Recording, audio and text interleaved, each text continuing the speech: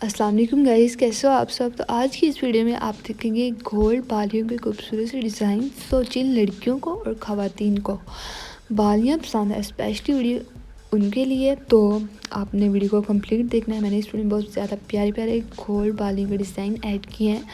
तो गोल्ड चूँकि बहुत ही ज़्यादा महंगा है, लेकिन ये तो अमीर लोग ये अफोर्ड कर सकते हैं।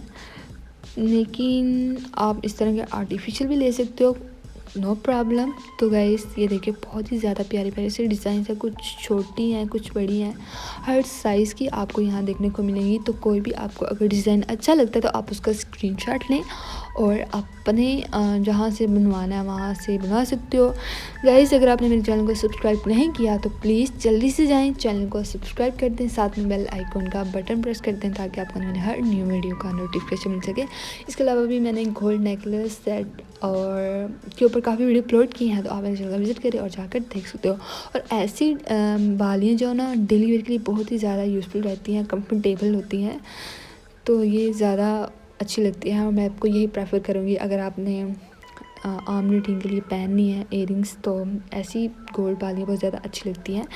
तो अगर आपने किसी को गिफ्ट भी करना है तो आप ये गिफ्ट कर सकते हो और अच्छा लगेगा ये गिफ्ट।